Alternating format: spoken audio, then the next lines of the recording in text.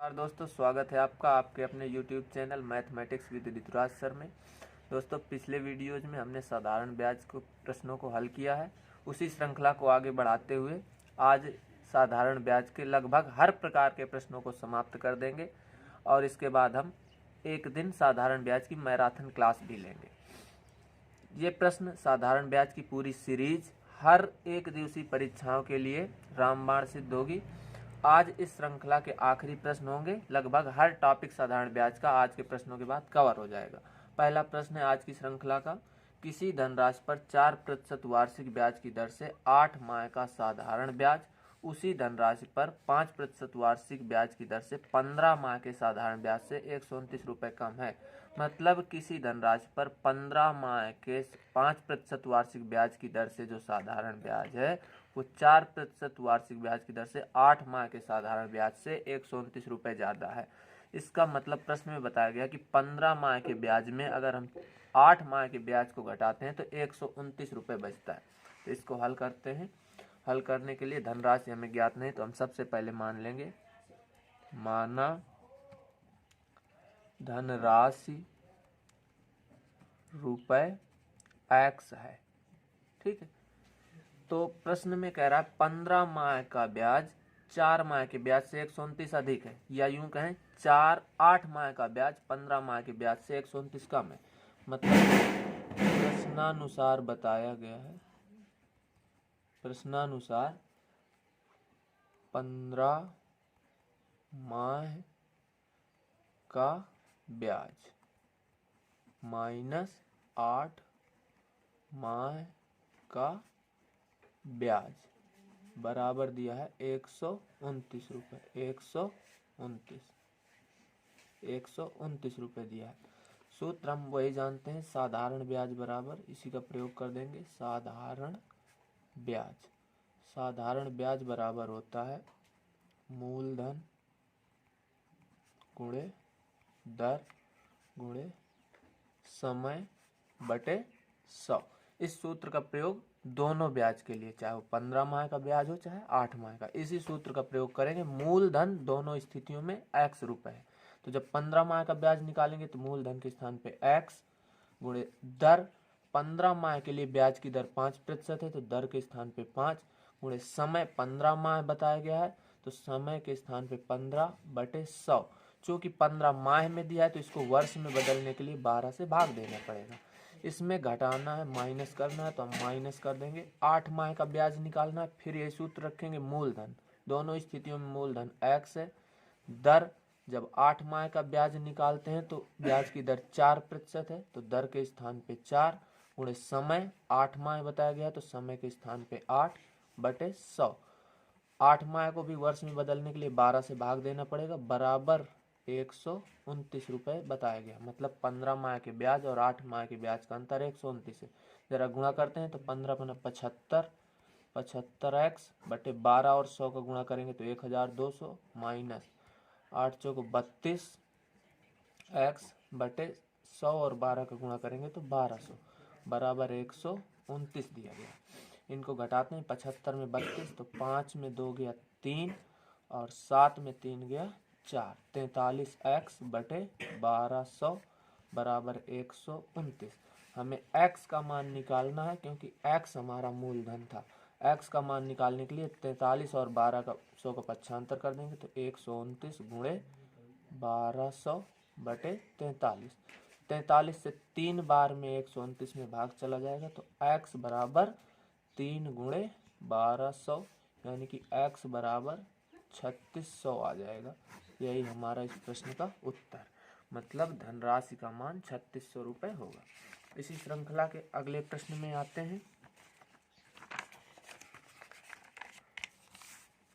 अगला प्रश्न है, दो स्रोतों से 1500 रुपये पर 3 वर्ष में मिले साधारण ब्याज में 13.50 का अंतर है, तो ब्याज दरों में अंतर क्या होगा।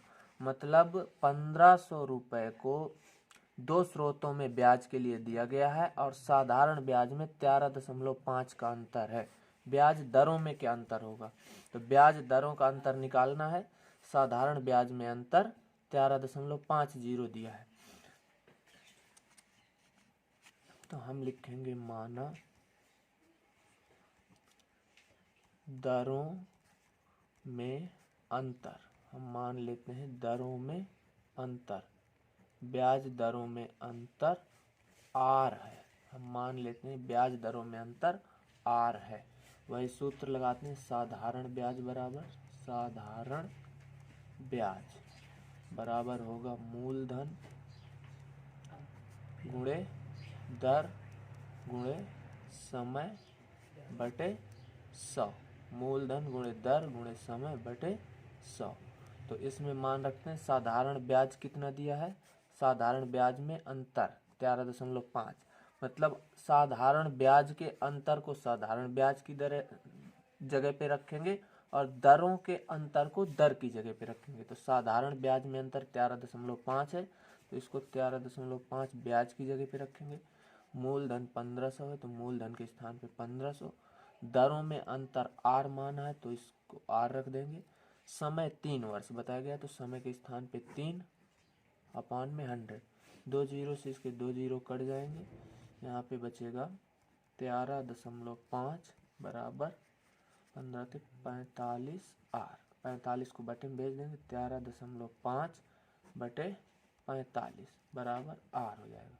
दशमलव के बाद एक अंक बना हुआ है, तो एक जीरो बना करके दशमलव को हटा सकते हैं।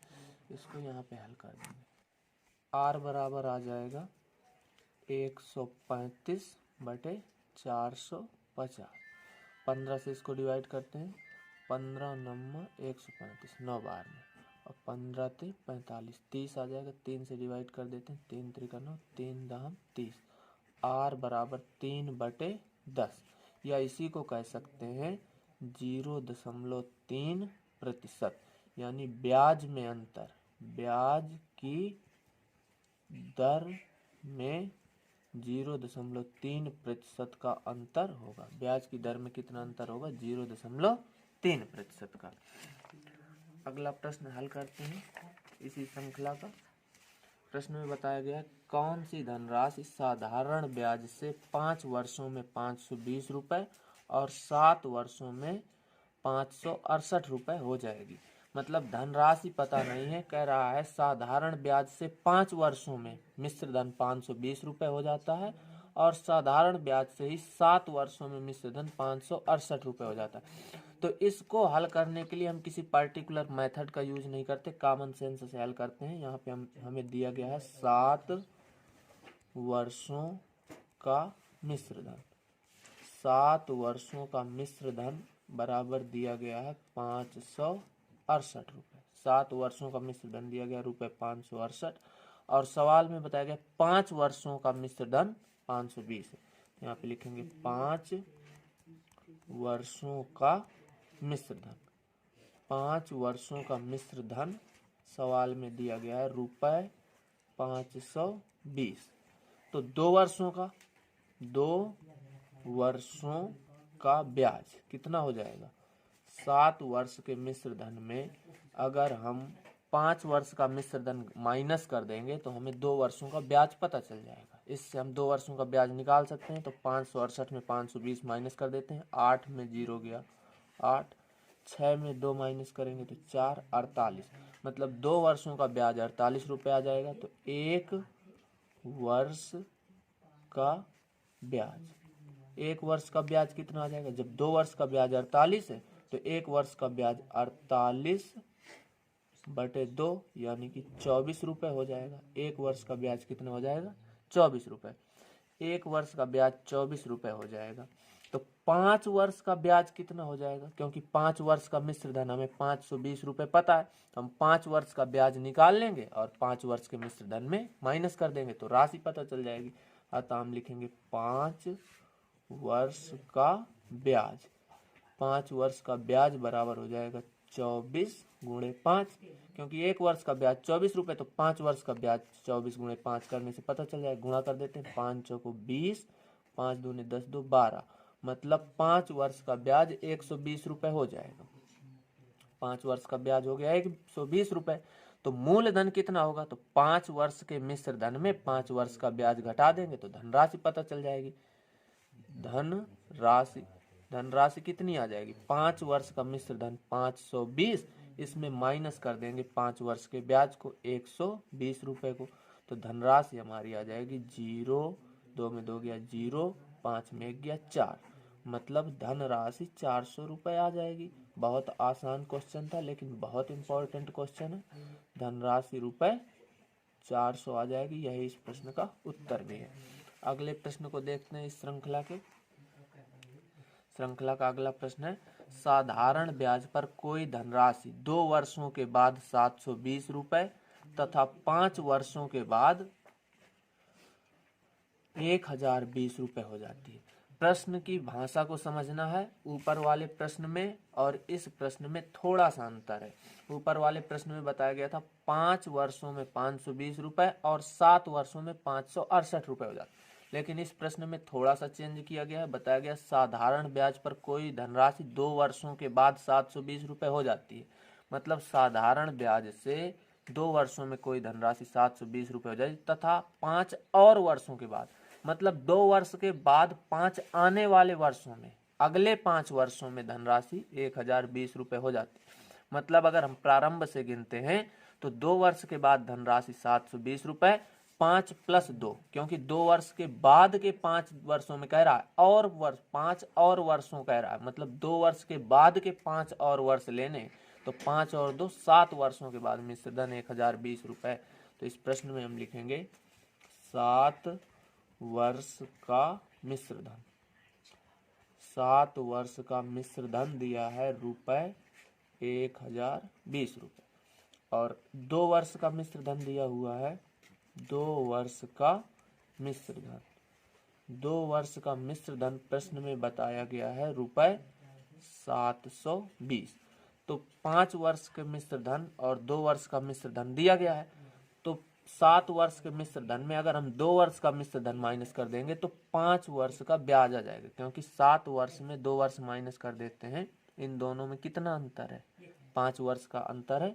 हम लिखेंगे 5 वर्षों का ब्याज, इससे हमें 5 वर्षों का ब्याज निकल करके आ जाएगा। तो इसको माइनस कर देते हैं, 0 में 0 माइनस हुआ तो 0, 2 में 2 माइनस हुआ तो 0, 10 में 7 माइनस हुआ तो 3, मतलब 5 वर्षों का ब्याज रुपये 300 आ जाएगा। 1 वर्ष का ब्याज निकाल लेंगे, एक वर्ष का ब्याज, 1 वर्ष का ब्याज निकालने के लिए 5 से डिवाइड कर देंगे, 300 को 5 से डिवाइड कर देंगे तो कितना आ जाएगा, 60 रुपये। 1 वर्ष का ब्याज 60 रुपये हो जाएगा। हमारे पास 2 वर्षों का मिश्र धन पता है, तो 1 वर्ष का ब्याज आ चुका, हम 2 वर्ष का ब्याज निकाल लेते हैं। 2 वर्ष का ब्याज, तो 2 वर्ष का ब्याज बराबर हो जाएगा 60 × 2 यानी कि 120 रुपये। 2 वर्ष का ब्याज 120 रुपये हो गया। 2 वर्ष के मिश्र धन में अगर हम 2 वर्ष का ब्याज माइनस कर देते हैं तो 2 वर्ष का मूलधन आ जाता है। तो मूलधन निकालना है, तो मूलधन बराबर होता है मिश्र धन माइनस ब्याज। तो 2 वर्षों का मिश्र धन दिया है 720, इसमें 2 वर्षों का ब्याज माइनस कर देते हैं 120, तो 0 0 6, मतलब हमारा मूलधन या धन राशि रुपये आ गई 600 के बराबर। धनराशि रुपये 600 होगी। अब अगले क्वेश्चन में कह रहा है किस ब्याज की दर से कोई मूलधन 20 वर्षों में 3 गुना हो जाएगा। मतलब ब्याज की दर से मूलधन 20 वर्षों में स्वयं का 3 गुना हो जाएगा। मूलधन अगर x है तो मिश्र धन 3x हो जाएगा। हम मानते हैं, हम लिखेंगे माना मूलधन बराबर x, अतः मिश्र धन बराबर हो रहा है 3x, क्योंकि प्रश्न में बताया गया मूलधन 3 गुना हो जाता है। तो मूलधन अगर x मानते हैं तो मिश्र धन 3x हो जाएगा। तो पहले हम निकालेंगे ब्याज बराबर होता है मिश्र धन माइनस मूलधन। ब्याज बराबर होता है मिश्र धन माइनस मूलधन। तो 2 वर्षों का ब्याज निकल करके आ जाएगा, 20 वर्षों का ब्याज निकल करके आ जाएगा। तो ब्याज बराबर 3x माइनस x, यानी कि ब्याज आ जाएगा 2x। अब साधारण ब्याज का फार्मूला लगा देते हैं। साधारण ब्याज बराबर फार्मूला होता है मूलधन गुणे दर गुणे समय बटे 100। PRT अपान 100 इसी को बोलते हैं। साधारण ब्याज कितना आया हमारा 2x, तो साधारण ब्याज की जगह 2x बराबर मूलधन हमने x माना है, ब्याज की दर हमें ज्ञात करनी है तो दर के स्थान पे दर लिख देंगे। समय 20 वर्ष दिया गया है तो समय के स्थान पे 20 बटे 100। तो 1 0 से 1 0 कट जाएगा, 2 एकम 2, 2 पंचे 10, 5 को यहाँ भेज देंगे तो गुणा में हो जाएगा, 5 दूने 10x बराबर दर गुणे x। x से अगर हम x काट देते हैं तो ब्याज की दर निकल करके आ जाती है 10 का उत्तर।